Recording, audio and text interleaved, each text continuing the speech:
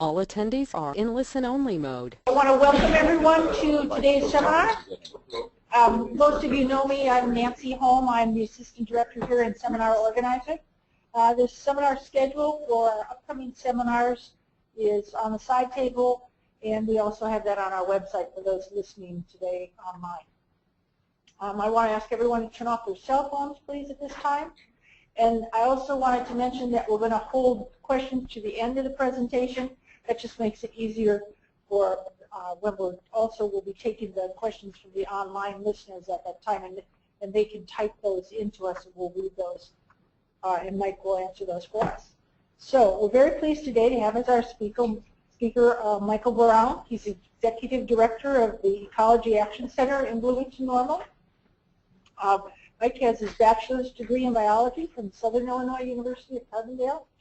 He has a diverse background in environmental work, including management of the 320-acre interpretive park for the Peoria Park District, service as a Peace Corps volunteer in Bulgaria, work in environmental health with the Peoria City County Health Department, recruitment and training of volunteers in ecological monitoring for Illinois EcoWatch, and he worked with restoration of a rare tallgrass savanna remnant as a steward of the Springdale Cemetery Savanna for Peoria Wilds.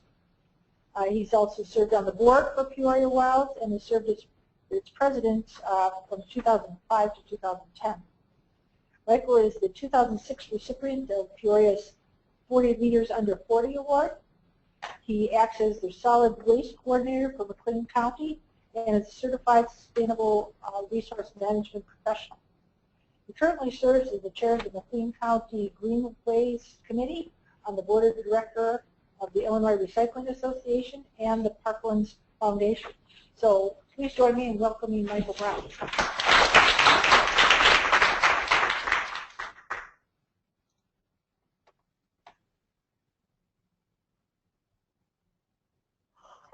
Let me click share my screen. Yeah, there we go. And then, yeah, we should be good to go.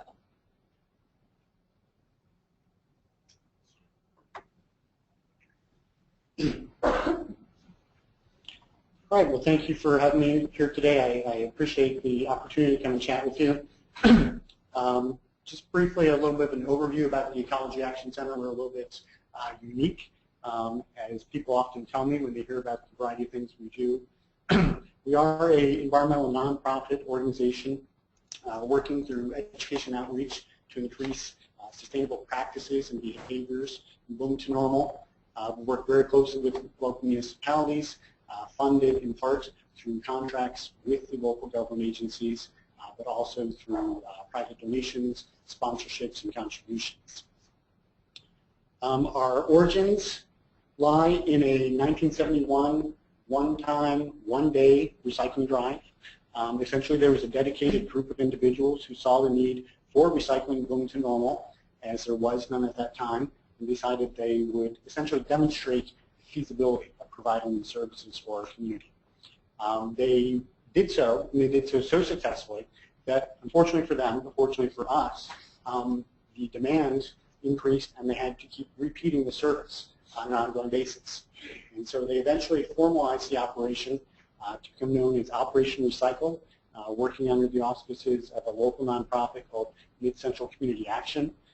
Worked with them for a while and then eventually became their own separate nonprofit organization that essentially provided recycling services for the residents of Bloomington-Normal for a few decades in partnership with the municipalities. Eventually, in the 1990s, Bloomington-Normal did take over the responsibility for residential recycling.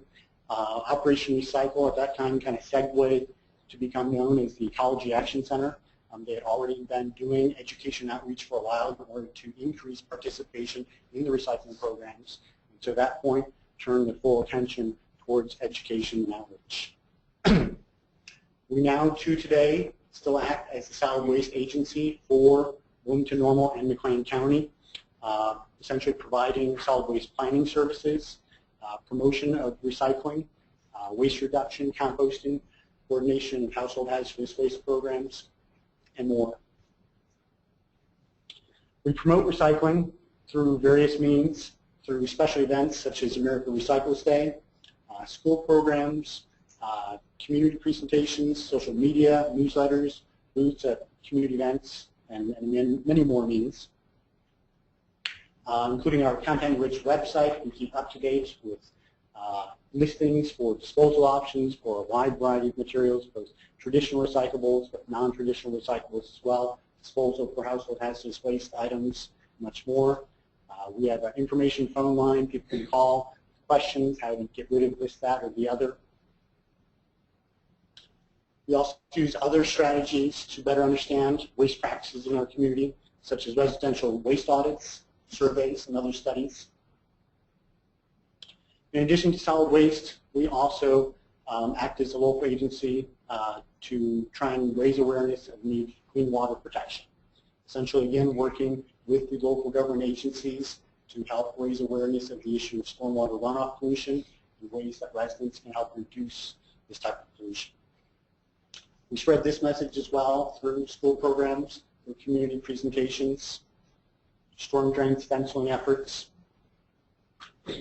demonstration rain gardens, such as this one on Lake Bloomington, one of 2 reservoirs in the Bloomington area providing drinking water for the citizens of the city of Bloomington.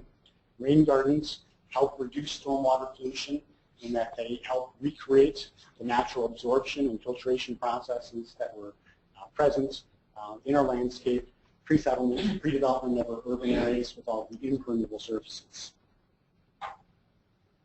We've recently established a new watershed clearinghouse website acting as a resource for our community on clean water issues. One of the important functions of this is a library, an online library where all of the various studies, watershed plans, reports, and other efforts over the past many decades can be found accessible for residents, for decision makers, for anybody to go and utilize.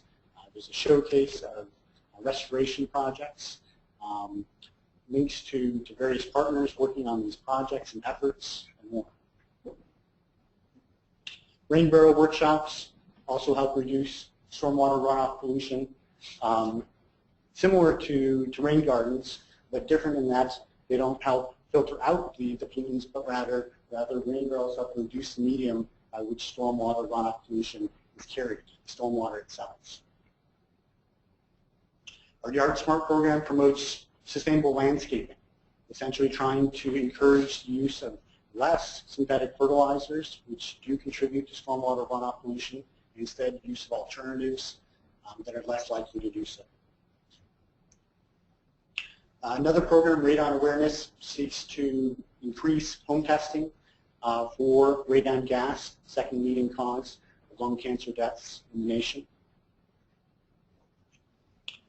We get into some energy efficiency efforts with residents trying to promote usage of CFLs and other energy efficiency technologies to save money, reduce energy consumption, reduce pollution associated with that energy consumption.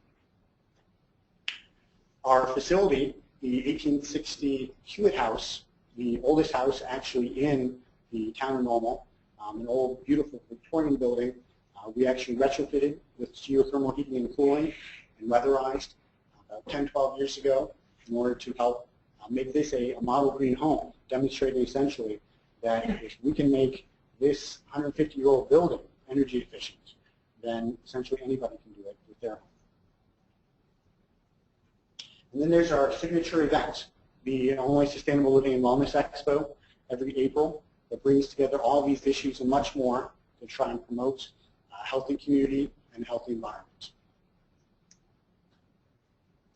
Which brings us back to issues of waste, waste management, special events. Per 2010 data from the US EPA, municipal solid waste generation greatly consists of containers and food waste, total of 44.2% according to this graph. This makes these very obvious targets when it comes to waste reduction, especially looking at special events. Unfortunately, the majority of this is still landfill, with only approximately 34% of this recovered in recycling. Locally in McLean County, we have other incentives when we look at the dwindling capacity of our landfill. We have an estimated 4 years until the closure of the sole remaining McLean County landfill, despite ongoing and well-used recycling programs in our community. Reaching capacity and closure, among other things, will mean increased costs for taxpayers as our waste has to be transported further away, increased pollution, therefore, from the increased fuel that will be utilized to take that trash further away. So this brings us around to this idea of zero waste. Some of you may be familiar with Gary Liss, kind of a guru on zero waste. Gary Liss and Associates speaks frequently on zero waste strategies. Much of my information on zero waste does come from Mr. Liss. I had the fortunate opportunity to attend a workshop in Indianapolis 2 years ago on implementing zero waste strategies in communities. Mr. Liss talks about how waste generation essentially is symptomatic of inefficiencies in the system. It symbolizes resources lost. Waste is unnecessary and it can be avoided.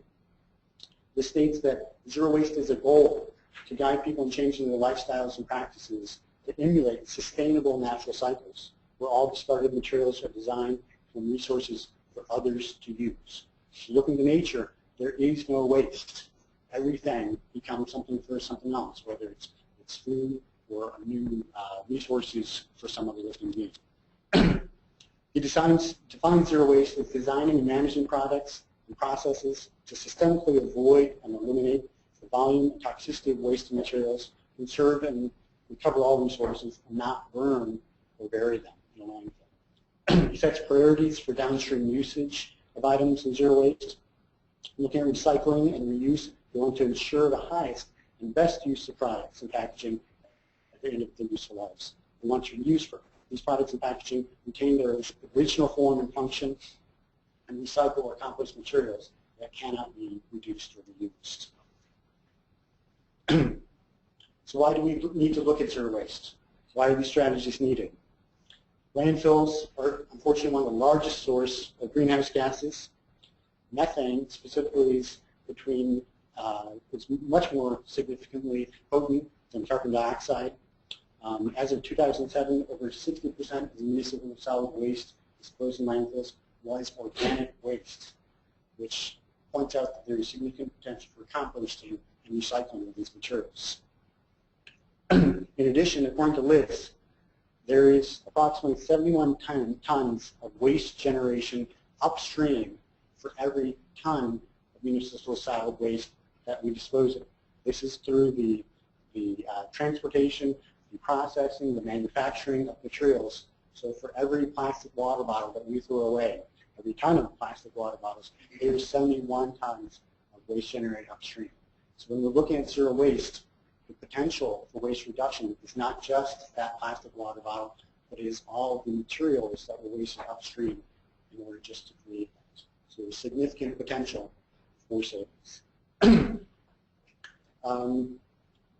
There's zero waste programs are one of the most significant and most cost-effective ways that local governments can contribute to reducing climate change, promoting local sustainability, protecting local health, and creating local jobs. Looking at Bloomington-Normal as an example, Midwest Fiber, just a few years ago, opened up a single-stream recycling sorting facility for Central Illinois that quickly became the go-to destination for much of the recycling materials in the Central Illinois area. They're creating jobs in the process, and already they've had to increase the size of their facility due to increased demand. So they're going on creating more jobs to recycle. We've also had the establishment of our first construction demolition recycling facility in Bloomington-Normal. This, while at the same time our landfill is poised for closure, so actually a loss of jobs there ultimately. Why should businesses be interested in zero waste?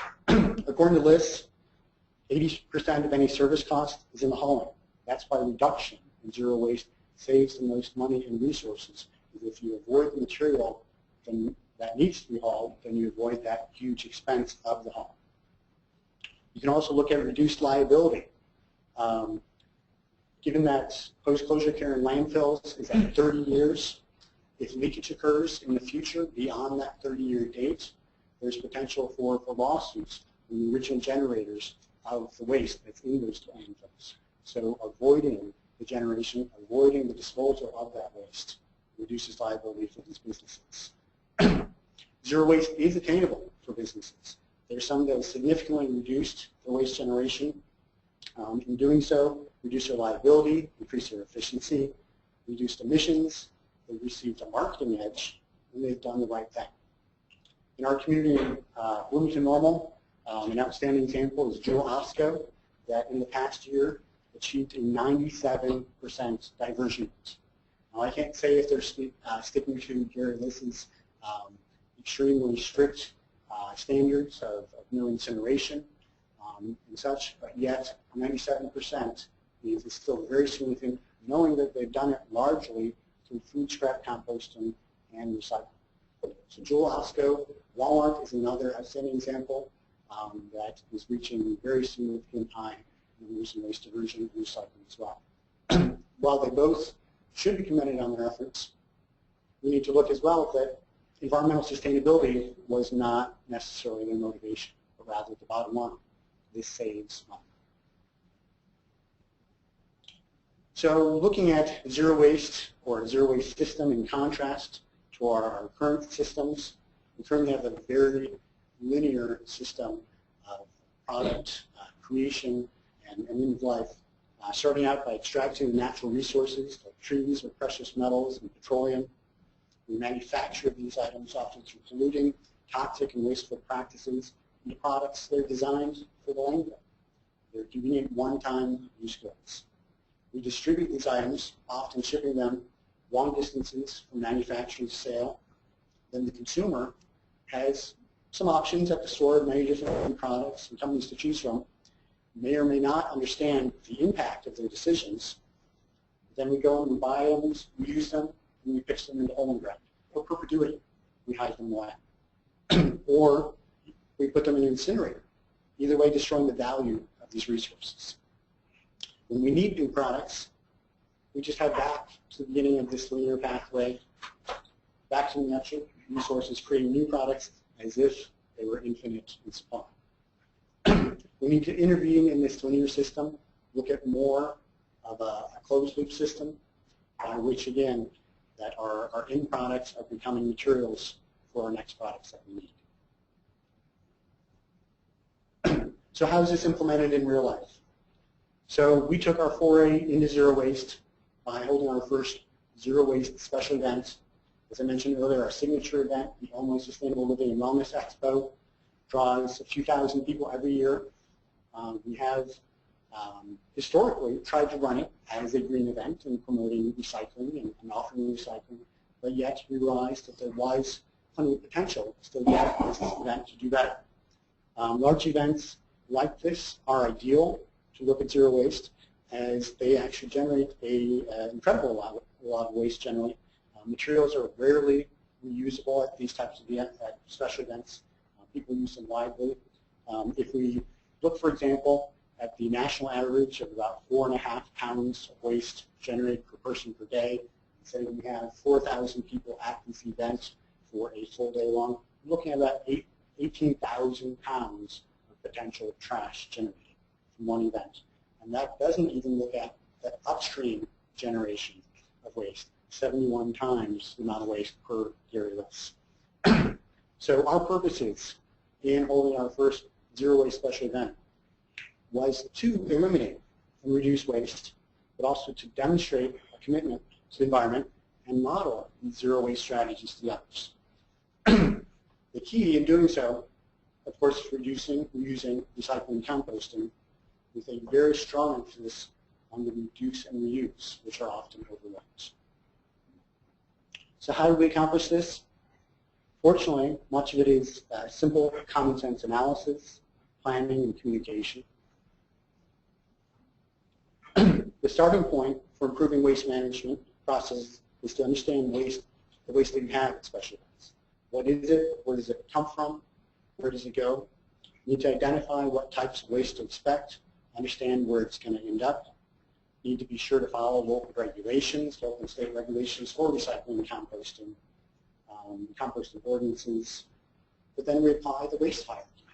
And this is not new science, but a special emphasis on avoiding the generation of waste to begin with. And zero waste is what really brings us the benefits. So our strategy, we sat down and then simply listed all of the waste that we typically generate at this event. We've been doing it long enough that we know what kind of waste we're generating. However, at a bigger event, we might actually want to do a waste audit, a waste analysis, and actually go through and look at your waste after the event. Fortunately, this was an event you're familiar with. We could just go through and anticipate all of the waste that we generated in the past. Well, we always had been recycling. There had been a lot of waste through paper programs, even though we offered recycling for them. Packaging, containers, food waste, napkins, refreshments from the exhibitors, presenters, and attendees. So there's lots of waste that we did need to deal with. We then recruited partners to help us in our efforts, to join us in this vision. One of our major partners, Midwest Fiber, who I mentioned earlier, in addition to being the destination for a lot of recycling in the McLean County area, they also offer a food scrap composting service to businesses. They offer this in partnership with Illinois State University, who compost materials out at their farm. But Midwest Fiber is a service provider. So we actually list them as a sponsor for this event in order to allow us to take food waste as a way to avoid having the landfill waste. We engaged our event participants, our exhibitors, our presenters, with our vision, with our goal. Fortunately, again, being a green event, people were on board with us. They share our values. And so we were able to convey what we wanted to do, ask them to voluntarily reduce their waste, not bring extraneous materials, not bring extra handouts, not bring little junky disposable giveaways, reduce packaging, bring reusable items, ask people to collect email addresses instead of giving out flyers and newsletters, send materials electronically. For some of our exhibitors, this was more of a challenge than others, but we offered one-on-one assistance in order to help them. If they had some problematic materials that they knew that they were going to generate, we worked with them to try and find ways around it, ways to avoid that waste. We sent frequent reminders in all of our communications prior to the event to all of our event participants about what we were trying to do, what we expected of them, and what we expected our results to be. Waste is not inevitable. Prevention is better than the cure. So we identified each waste stream, worked backwards to avoid it through reuse. If that wasn't possible, if we could find a way to recycle it, we worked to find a way to recycle it, even using non-traditional programs. So looking at our paper program guide that we normally offer to participants, while we still wanted to offer that for some people who need it, we decided to offer a paperless version as well.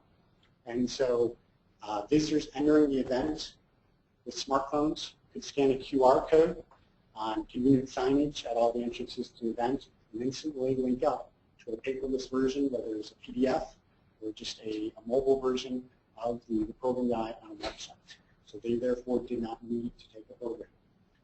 This means we were able to reduce the number of programs we printed at least by half. And we did make a special effort to make sure that all of the programs that were used that were not taken home to get recycled. Instead of asking our attendees to the event, participants for the feedback through paper forms, we instead asked them for the email addresses as they entered the event, offering a door prize if they would do so, and indicating that we would ask them or send them a feedback form after the event electronically to get their feedback so we could still get valuable information about our event registered with them. We focused on reuse in reusable signs and banners, using the back sides of signage that had been used in previous years, that the front side information was not up to date anymore. Utilized Midwest Fiber in taking our food waste from our food stand at the event. It even looked at the food waste or the food that we would be offering itself and designed the food that we would be serving at the event to minimize the waste it would generate. We all know that there are compostable food service, single service containers out there. The actual compostability of these are very much debated. This is not something that Midwest Fiber currently accepts in their composting system. We know that most of the single-service disposable containers for food service are often not recyclable in a lot of recycling systems. And so we just wanted to avoid them all together. One of those highest priorities in zero waste, avoid the generation. So we turned to reusables. So we actually got reusable plates, reusable utensils, and we actually, better yet, we got them secondhand through the mission store. And so we're taking what might be considered a waste product from some, and we're putting it to use, and we're going to use it on an ongoing basis. To make sure we're adhering with local rules and regulations, these were all washed and sanitized per health department code at a certified kitchen, so we're making sure we're looking out for public health as well. We did design and choose our food served, so it could be used or served using just this minimal set of plates and dishes as opposed to things that would require a much more complex setup. At the event, there's a food stand, a local cook demonstrating cooking with local food, offering samples to attendees of the event. So usually these samples, you come on a little plates with a plastic fork or some other disposable material. And the volume of these samples is such, we might need hundreds of plates if we were looking at reusables. And so quickly that becomes a little bit difficult. Fortunately, the people who set up that booth were very eager to work with us, and they came up with the zero waste solution in that all the food samples at the food stand came wrapped not in a disposable material, they came wrapped in a piece of bread, an edible container. And so essentially something that could be eaten by the participant, but if not, would be compostable in the food scrap compost. We completely eliminated all single-use cups for coffee, eliminated plastic water bottles, encouraging all our exhibitors and presenters to bring their own reusable bottle, encouraging them to bring their own coffee cup. We incentivize this by offering free coffee, completely free coffee, if you have a cup. If you don't have a cup, you buy a reusable cup, conveniently available right there, and then you get free coffee. Otherwise, unfortunately, I have to do that.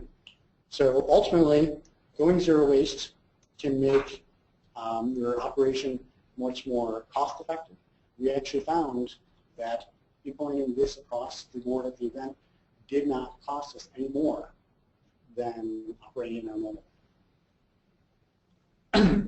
So then communicating to actually event visitors what we desired. Clear labeling, signage on all of our waste containers, and we did have a wide variety of them as we're looking at multiple streams of waste. Of course, traditional recycling containers, well labeled, but then we had TerraCycle. So you may be familiar with the TerraCycle program. It's a non-traditional recycling program, accepting a lot of unique items for repurposing, upcycling in some cases. So we utilize TerraCycle for recycling potato chip packaging. Food waste, food scrap composting containers, and then we had one and sole trash container for the entire event. Very well labeled, clearly marked as to what can and should go in there, but also what the ramifications of this are. You know, as opposed to all these other convenient options which were located throughout the event, this one was the one where it would go to landfill in perpetuity. Forever. So we wanted to make that point clear. We also stationed these waste stations near our food stand. Our food stand attendees then being essentially attendants to help supervise and guide event attendees on usage of these. We made frequent announcements throughout the course of the event, reminding people that we're trying to avoid waste, reduce waste, and to use these appropriately. At the end of the event, there was realistically a little bit of post-sorting. Were put in the wrong containers. Unfortunately, some things were already contaminated and therefore could not be properly recycled. But even with that minimal amount of post-sorting, it looks like, all in all, people cooperated very well and were just getting forward. So in the end, it was a great success for us. With a record 4,000 attendees at the event, we generate half a bag of trash that we use landfill. Looking at that previous number of potentially up to 18,000 pounds, and I know that's over the course of the day, but still, this is a significant accomplishment. So, of course, we wanted to brag about it. Put out press releases, we spread this with social media channels. We got some good coverage in the local paper, local media about this effort.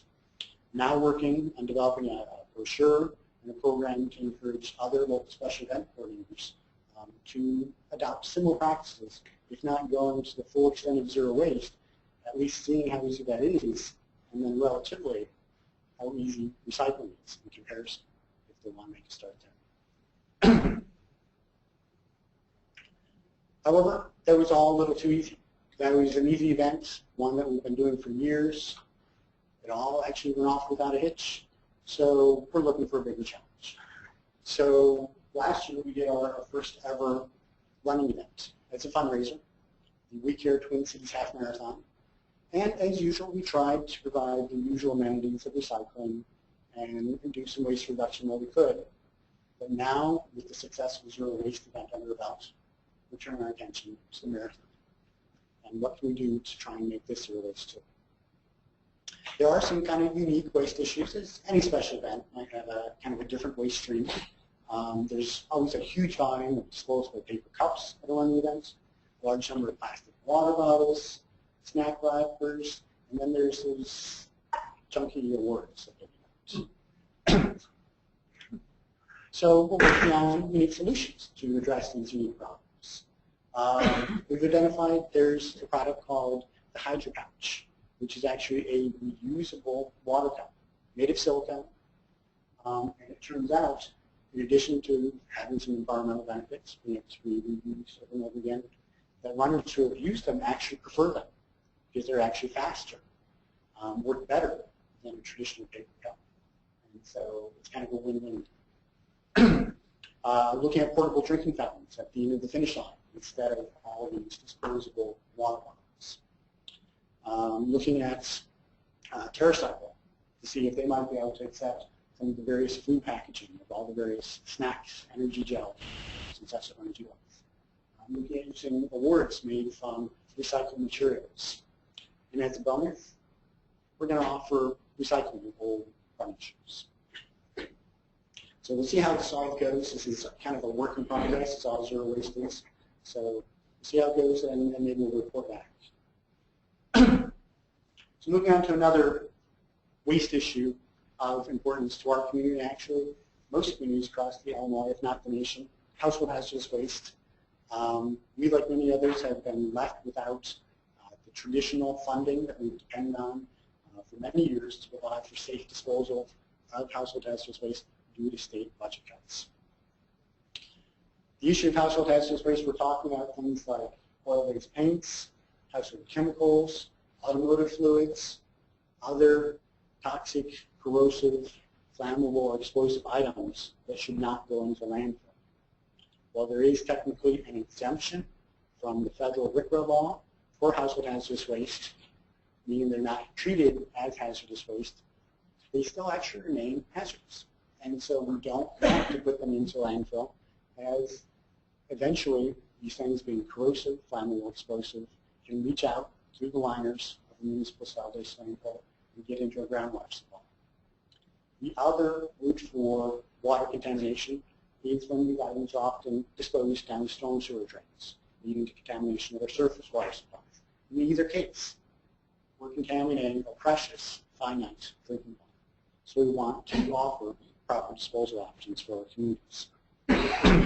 So with the lack of traditional state funding, even though we were fortunate for 5 years in a row actually receive funding from the Illinois EPA for household hazardous waste collection, the last event being in 2007.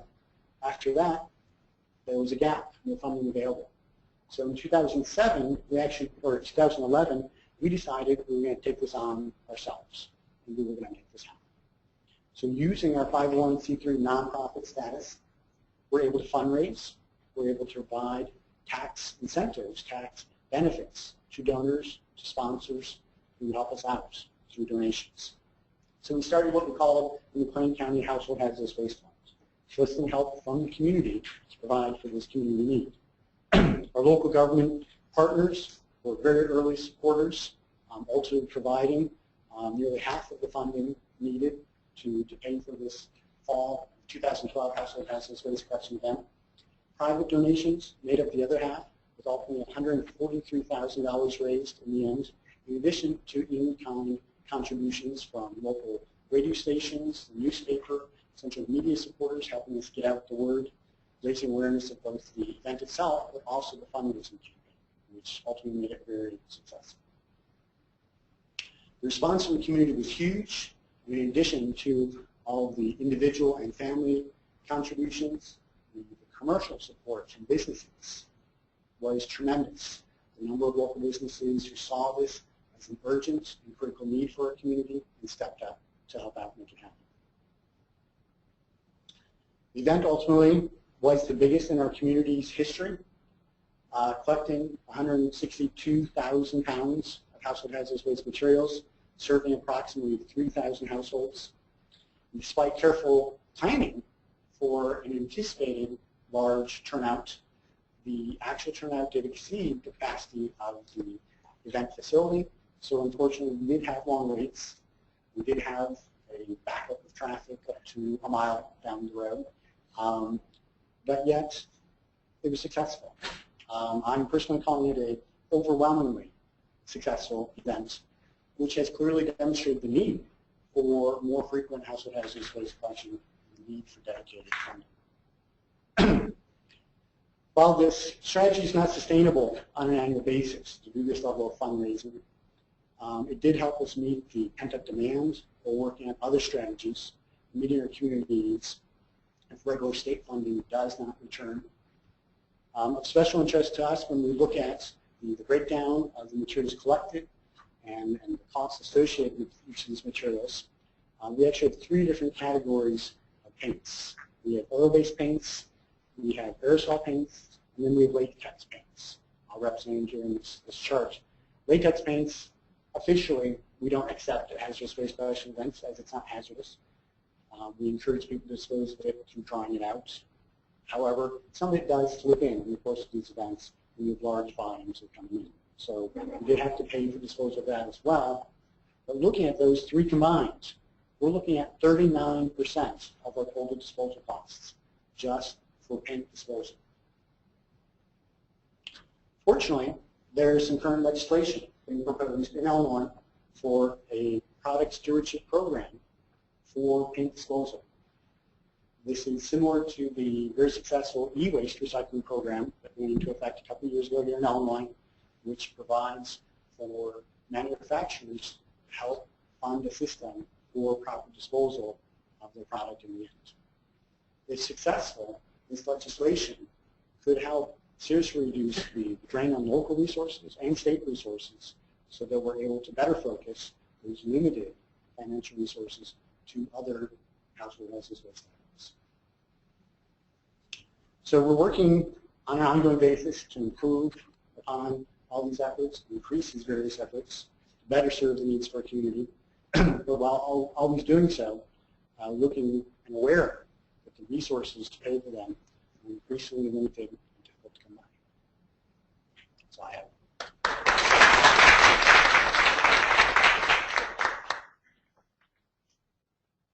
So at this time, we can take some questions from our audience here. Also, I wanted to make you aware that Mike brought along some brochures that everyone would like about the center. So do we have any questions here, Gary? Yeah, I just wondered about your thoughts on solid waste management act and how helpful that is to your efforts, or if you think it should be modified to provide more support towards what you're trying to do. So the question is about the effectiveness of the Solid Waste Management Act and if that needs to be improved. In my direct experience, as the solid waste coordinator for our community, it does require that we provide for solid waste planning and update that plan and try and reach goals that we're setting. I think it does provide a good framework there to encourage and promote recycling and waste reduction efforts. But given that we're in kind of a new era, that maybe the stakes are higher, perhaps there is room for improvements and a new structure that could help further incentivize efforts such as zero waste and better programs for household hazardous waste.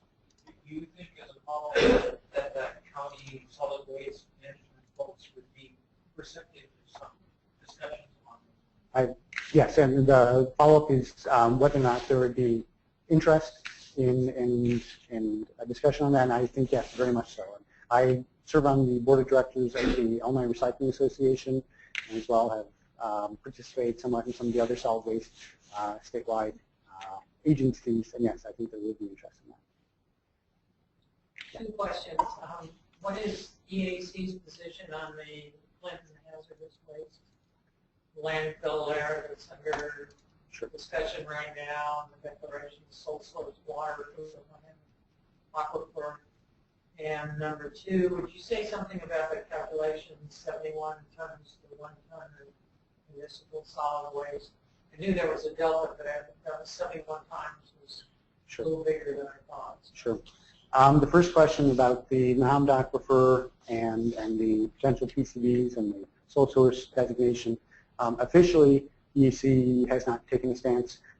As a 501c3, we tend to remain apolitical on most things. However, I can say it is of concern as a good percentage of our county residents do drink water from the Mohammed aquifer. Anything that might jeopardize the safety of it, both now and for future generations, is definitely of concern.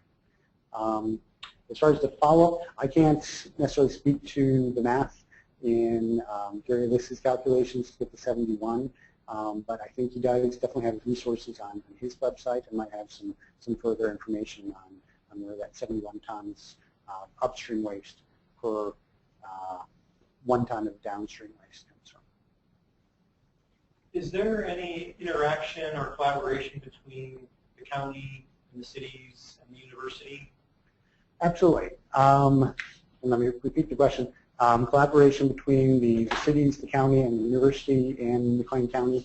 Definitely ISU is a major partner in a lot of these efforts.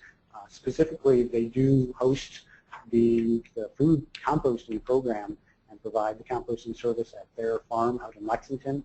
And so, yes, we've had significant increases. I mean, I can see our recycling rates, for 2012 that I just recently calculated. The food scrap composting numbers have jumped significantly, and that's largely to their providing that service, and Midwest Fiber stepping up as the food waste scrap hauler for that. And so, yes, ISU is partner there, but also in other efforts. Yeah, there's definitely ongoing partnerships. I have a question regarding recycling. So for every ton of waste that is recycled, Sure. how many tons of upstream waste is generated? For every ton of waste that is recycled, how many tons of upstream waste? I'm sorry. For every ton of waste that is recycled, how many tons of upstream waste are therefore recycled? I think I understand what you're getting at as far as a inverse, as far as Gary Liss's numbers on that upstream waste generation associated with what we're throwing away on our end. I'm not sure if there would be a direct correlation there or not. That's unfortunately beyond my knowledge. How do you educate the public, the residents, on your policies or your proposals to the enacting or any kind of safety? And how do you regulate the manufacturing companies on their products? First question, how do we inform the public on our recycling programs and strategies? Essentially by any means we can. We try and be visible at community events. We create our own events. We're creating opportunities for public interest stories in the newspaper to draw attention to these issues. We're generating newsletters. Social media is where people are a lot now, so we're there as well and trying to get our message out there.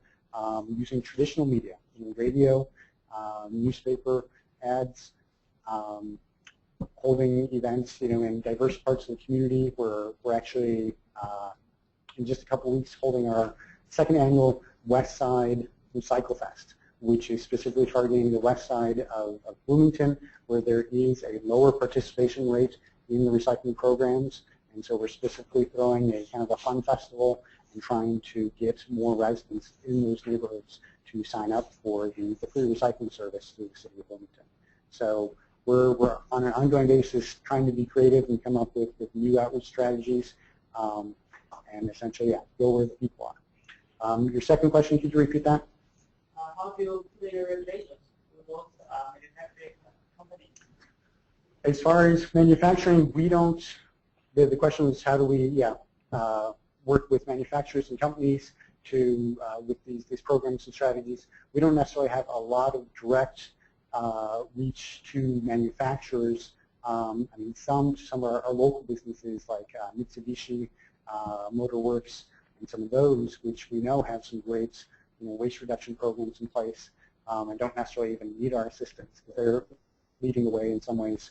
But when we're looking at other industries that need a push in order to, for example, institute some of these product stewardship programs, and that's higher up on a legislative level, that we do depend on our state and federal representatives to help push some of that.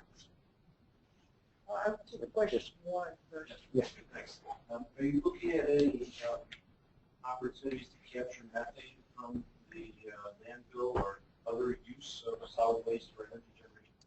They're actually, interesting enough, to repeat the question, is there any efforts to capture methane from the landfill or other waste to energy generation?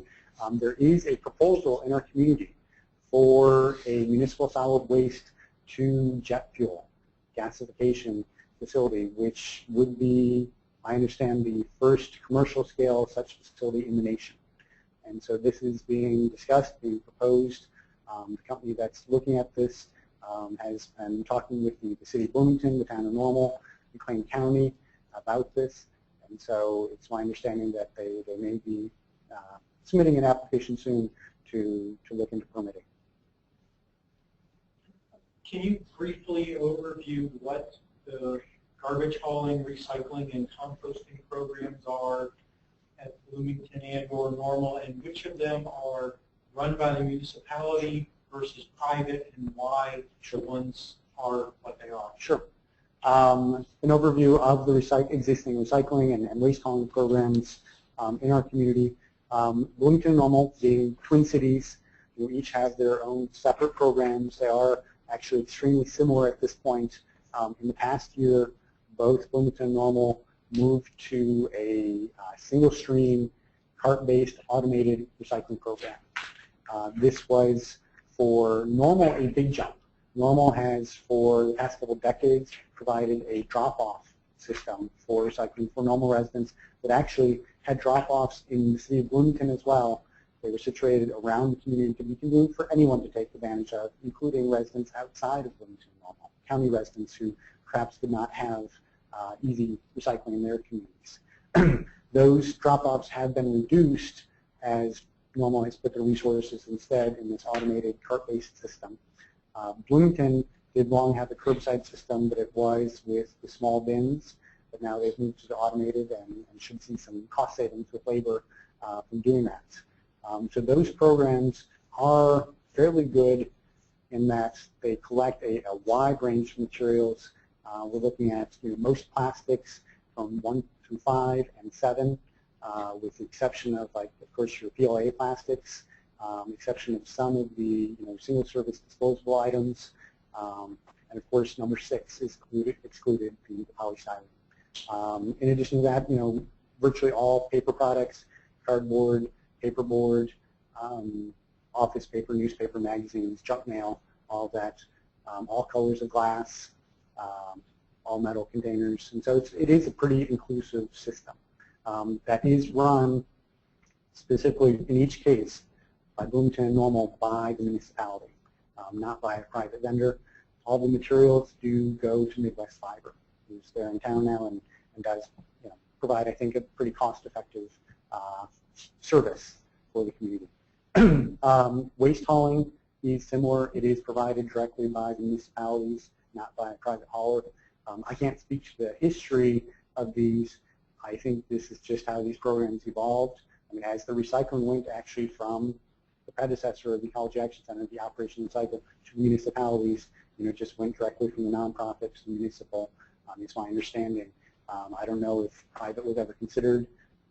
There is an effort right now in the city of Bloomington, just looking at all of their services across the board as far as costs and if there's any benefits for any of their services to possibly contract out. And so waste hauling might be looked at, but I don't know that specifically that it is.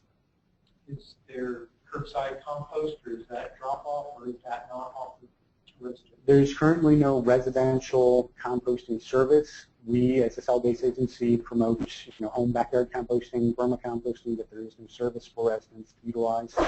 We do have a good number of non-traditional recycling programs as well in the community. Those are all drop-off type programs. So electronics, we have, I don't know, nearly 10 different drop-offs for household electronics in the community. CFLs, we have probably 5 different drop-offs. Household batteries, we have 2 different drop-offs. We have a plastic garden pot recycling program that's been very successful. The mission provides clothing and textile recycling. So we do have a good variety of programs. First, I'd like to say, thanks for coming down. I'm sure that we all enjoyed the presentation. And I have a couple of questions. Sure. Is there a chance that we can get some of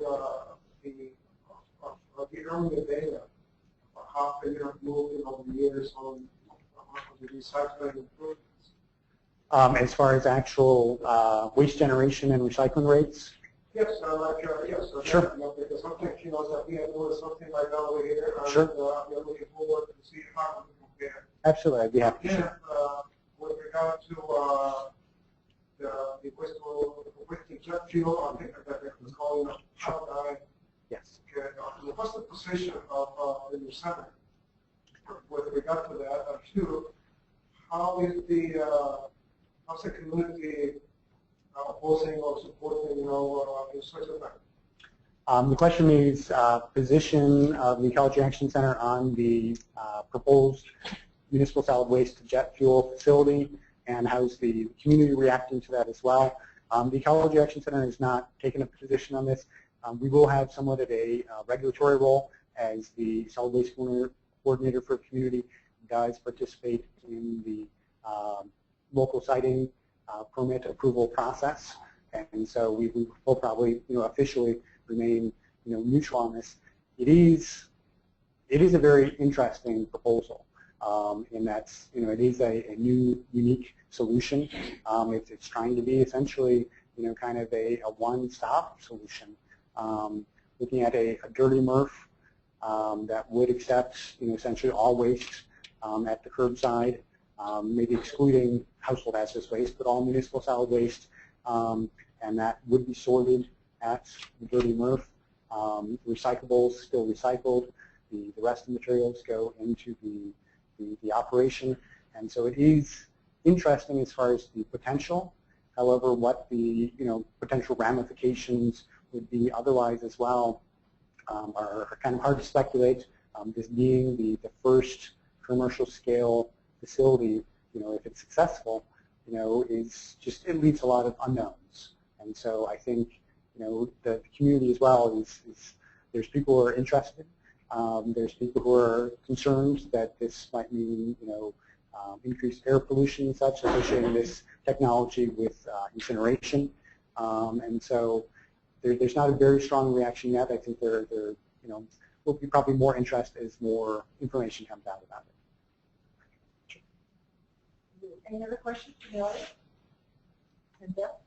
No one online? Okay, well, I got a little more. I just want to ask about your construction demolition waste Sure. program, how that got started, and I also want to know how it achieved. So the question is about how the construction demolition recycling operation got started and if they accept shingles. So this is Henson Disposal. It is a local company that's been doing demolition of buildings for a while, and was actually doing some recycling of some materials. And I think they saw the potential, saw the need, as they were demolishing buildings and hauling away large roll-offs of waste that a lot of it could be recycled. And so so I think they got into the business, just seeing the potential to recover materials and ideally some profit there. And so they do accept a good number of materials right now. They do accept asphalt shingles. They accept aggregate materials, drywall, wood, metals, I believe vinyl. And so it is a good service for our community. Well, thank you again. Thank you.